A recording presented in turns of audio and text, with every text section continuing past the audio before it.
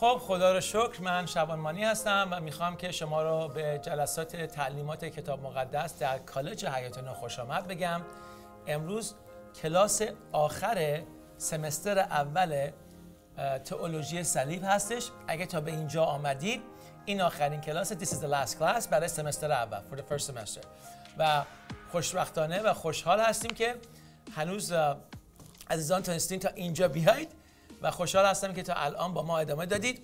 مطمئن هستم که زیربنای ایمانی شما داره تقویت پیدا میکنه و دارید در قوت مسیح رشد میکنید، دارید با عدالت آشنا میشید. You're getting more familiar with justification و دارید با عملکرد عدالت، یعنی کاربردی عدالت، the practical application of justification، یعنی علنا چه کاری این عدالت در زندگی ما انجام میده آشنا میشیم. هفته پیش درباره رومیان 6 بود، رومن 6 صحبت میکردیم که مسئله گناه در زندگی ایماندار چگونه بس باش مواجه بشه. So Steve, we talked last week a little bit about Romans 6 and we said, what do we do with sin, ongoing sin in the life of the believer?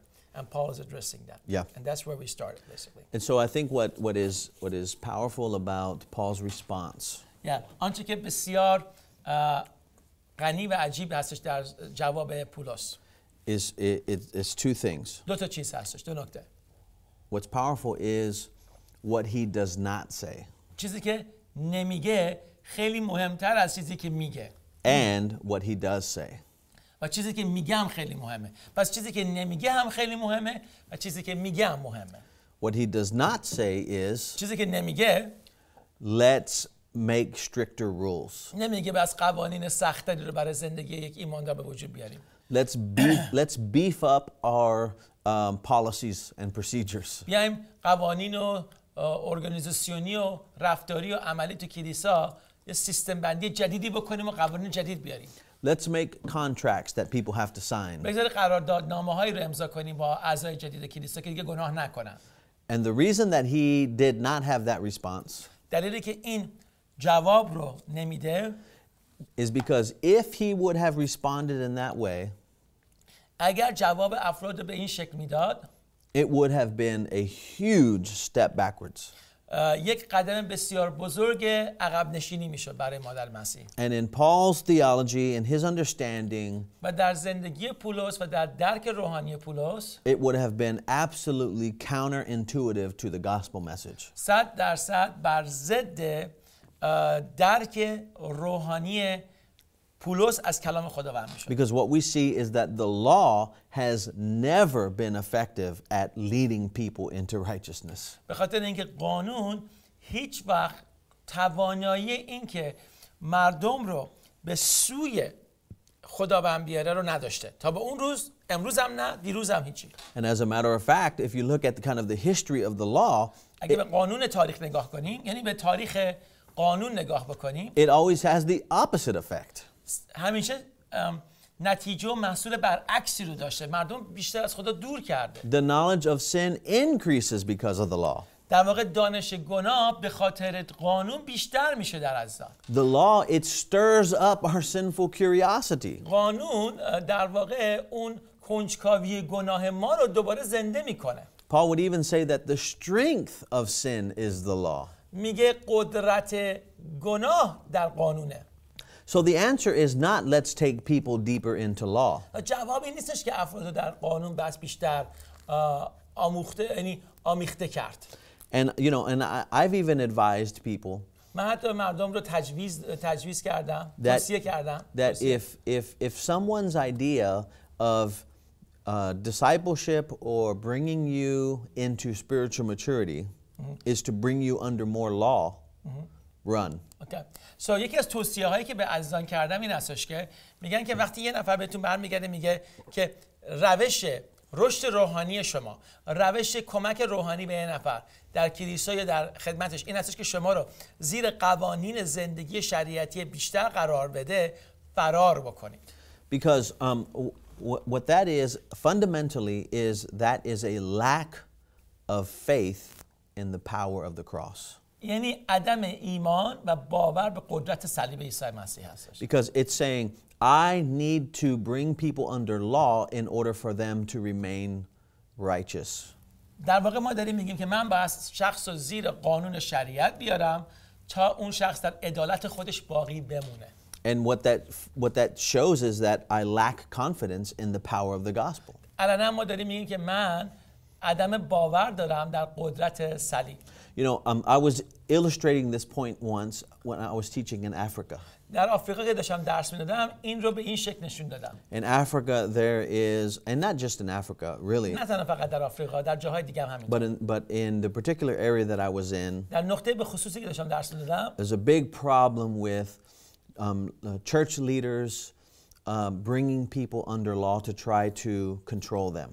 خیلی یک مشکل خیلی زیادی بود برای اینکه رهبران مذهبی افراد رو می‌آوردن زیر قانون تا بتونن کنترلشون کنن. And sometimes you see that in extreme ways, but then sometimes you see it in very subtle ways. بعضی وقتا این رو خیلی واضحانه میتونید ببینید، بعضی وقتا هم در جزئیات و روش‌های نه بسیار واضح می‌بینید. An essential pattern of legalistic teaching, یک پترن تعالیم قانونی یا شریعتی it says if you do A, B, and C, God will do X, Y, Z. اگه A, B و C رو انجام بدی خداوند X و Y و Z رو انجام میده. So it's really a control issue. در واقع مسئله کنترل میشه. Because what law does is it gives you the illusion that you are in control.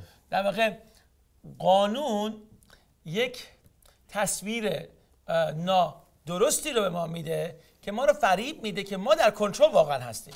And this is why legalistic Christians, برای همین مسیحیان شریعتی they often become bitter معمولاً تلخ میشن. because they say, I have done A, B, and C. من A و B و C رو انجام دادم. Therefore, God should do X, Y, Z. حالا بر خاطر این خدا باید X و Y و Z رو انجام بده. And if God does not do X, Y, Z, و اگه خدا X Y Z رو انجام نده then somehow an injustice has been served to me. 100% یه نحوی بی‌عدالتی در مورد من انجام شده. So it creates an entitlement mentality. و در واقع یه طرز فکر نادرستی در انسان به وجود میاد که بدهکار خدا بهش به نحوی طلبکار میشه از خدا. Another thing that it creates is it creates very harsh and judgmental Christians. و در نتیجه ثانویش اینه که مسیحیانی بسیار مسیحیانی که در واقع قضاوت میکنند دیگران رو زیر قضاوت قرار میدن رو تولید میکنه. Because if I'm working really hard اگه من دارم سخت کار میکنم and I'm trying to earn God's favor in من my دارم life عدالت خدا رو در زندگی به دست میارم by the amount of time that I pray, بر طبق آنچه که دعا میکنم by the amount of sacrifices that I make, بر طبق تمام فداکاری هایی که میکنم by essentially anything that I do, بر طبق کارهایی که خودم انجام میدم and the moment that I see someone else لحظه‌ای که من دیگری رو میبینم that is not making the kind of sacrifices that I feel like I'm making, که فداکاری منو انجام نمیده از خودگذشتگی و مقدار از خودگذشتگی منو انجام نمیده then I put myself above them spiritually. پس من آنن خودم رو بالاتر از اونها خواهم دید And I look down at them. و بعد بهشون از نظر روحانی به مقطع پایینتری نگاه میکنم And I become like the Pharisee و یک فریسی میشم who goes to temple to pray, که میره در معبد و هیکل دعا بکنه and he overhears the sinner. و بعد گناهکار رو گوش میکنه که داره دعا میکنه The sinner says, "Oh God, have mercy on me. I'm a sinner." و گوش میکنه که گناهکار میگه ای خداوند به من رحم بکن من گناهکار And he's هستم pounding his chest. و داره سینه‌شو میکوبه And the Pharisee looks at him و فریسی بهش نگاه میکنه and says, "I thank God that I am not like میگه ای him." خدا رو شکر که من شبیه اون نیستم. This is who I become اون وقت من به این شکل در میام when I attempt to advance my own spirituality through my own effort. وقتی که من دارم سعی میکنم که روحانیت خودم رو از این طریق جلو ببرم. So a good definition of law or legalism پس یکی از شرح‌های درست قوانین یعنی شریعت اگه میخوایم شریعت درست شرح بدیم is attempting to advance my own spirituality through my own self-effort. اگه میخوایم یک عملکرد شریعتی یا قانونی رو یا یه خدمتی که بر طبق شریعت بنا شده رو شرح بدیم این هستش که من میخوام اژندا یعنی برنامه‌های خودم رو و کنترل خودم رو اول بذارم نه کار صلیب رو. I want to pursue my own control, my own agenda over the work of the cross because I want to control this thing. That's right. Okay. And essentially it's saying I want to control God. در واقع ما داریم میگیم که من میخوام خدا رو کنترل کنم. And so and sometimes that's why many times new Christians بنابراین خیلی از مسیحای نوباور they'll say this. اینو میگن. Just give me the rules. به من قانونا رو بگو. Tell me what I need to do به من بگو چیکار باید بکنم and what I need to not do و چیزایی که نباید انجام بدم so that I can be a success at this. تا بتونم در این زندگی روحانی موفق باشم. You know? So I can be a good Christian. Yeah, so بتونم مسیحی خوب باشم. Basically, one of the most foundational problems that I have found in my own dealings with what we call Christian theology or modern Christian teaching or modern Christian concepts is the Western mindset because it's not Eastern. It's a Western mindset. The 12 steps, the 11 rules, the 8 things. That's it. The 6 models. That's soft legalism. That's soft legalism. And I have found that teachers that teach like that. Absolutely. I said, okay, 6 things we need to do. The 6 things, or the 5 this, or the 7 that, they essentially are creating models. And really, the cross is not a model of anything but death, burial, and resurrection. Yeah. That's the model. And so anything that brings it back on what you have to do puts you in control. Puts you in control. And it's very detrimental. And that's why it's so appealing to the flesh. It is. And they love to hear it. It tingles the eyes. They've got their notebooks out. Right. Yeah, let me say that. عزیزان میدونید که یکی از مشکلاتی که ما داریم در تعلیمات کتاب مقدس در سیستم‌های مدرنه کلیسایی در جاهایی که تدریس میشه اینه که مردم معمولا دنبال 12 استپ برای به دست آوردن این 7 قدم برای این 6 راه برای اون 5 طریق برای این مثل اینکه ما میخوایم چی بکنیم یه چیزی که به ما یاد بده و بتونیم یادداشت بکنیم و نوت برداریم که 12 کاری که بس بکنیم و بکنیم 6 تا کاری که در دعا بس بکنیم 7 تا رو روش هدایای دادن یاد بگیریم تا به یه نحوی بتونیم کنترل کنیم ولی تنها چیزی که در کلیسا نیست اینهاست یعنی در کتاب مقدس نیست اینهاست چیزی که در کتاب مقدس هست صلیب خداوند ما عیسی مسیح مرگ و دفن و رستاخیزه ولی ما میخوام روش‌ها به ما یاد داده بشه و ما میخوام در کنترل خدا باشیم. I said we want to be in the control of God. We want to be, manipulative of God's work. So we love to hear those things. We don't want to hear simple systems that say just die. Right. That doesn't work too well for me. I want to know what to do. Yeah. And so what an important principle is that the gospel it's always descriptive. It's not prescriptive. I absolutely believe that. انجیل خداوند برعکس سیستم فکری انسانی نمیاد روش‌ها یاد بده بلکه روش‌ها رو میگیره از شما.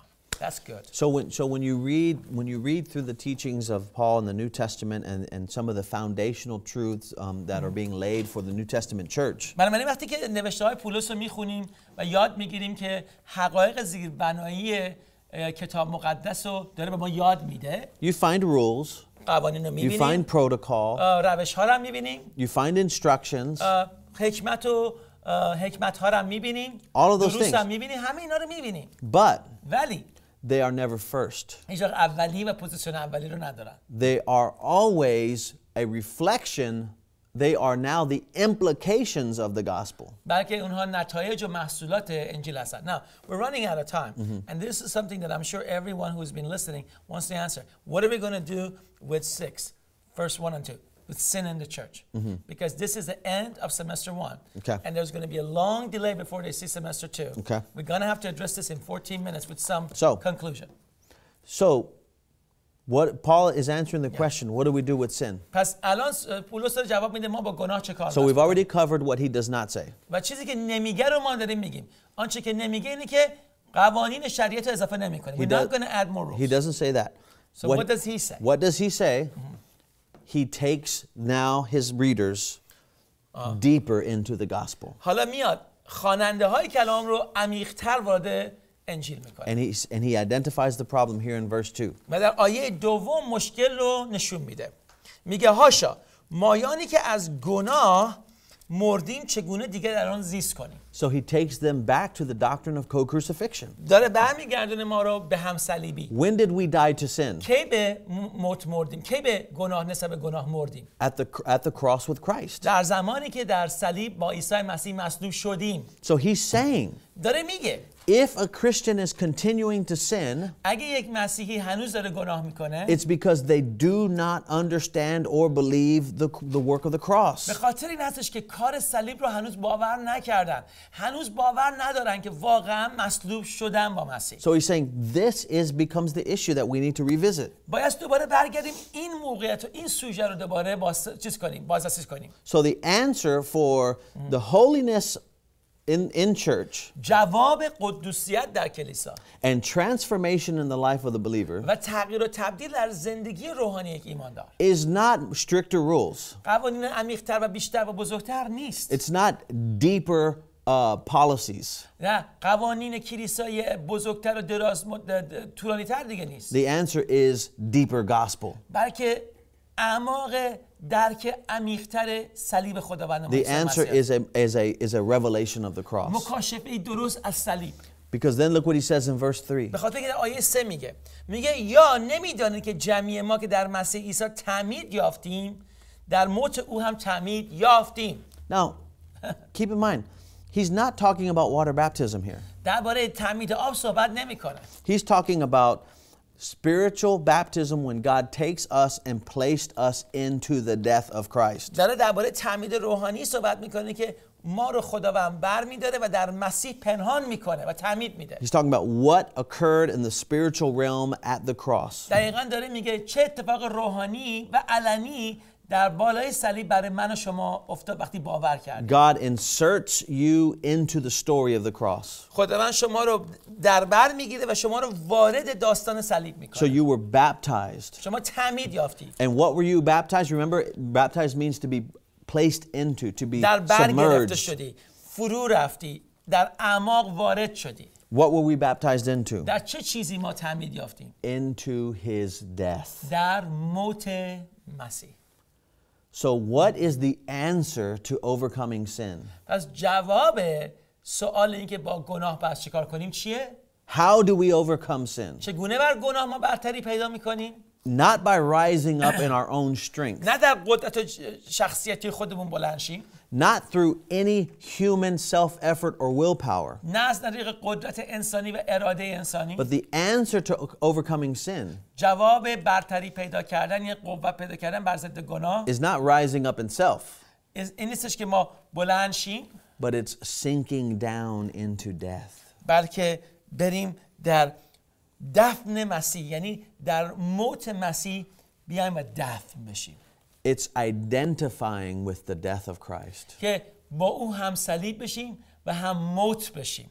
You will experience the life of Christ شما حیات مسیح رو میتونید تجربه کنی to the degree در حد و معیار و مقطعی that که you experience the death of Christ. شما موت مسیح رو چه کار میکنید؟ دریافت میکنید. And here's another way of saying it that I think is powerful. یه جور دیگه میتونیم اینو بگیم که شاید براتون واضح تر بشه. You will fellowship with the life of Christ شما میتونید همیار و همراه و مشارکت کاملی رو با حیات مسیح داشته باشی to the degree that you fellowship with the death of Christ. همون قدری که تو مشارکت پیدا میکنی با موت مسیح.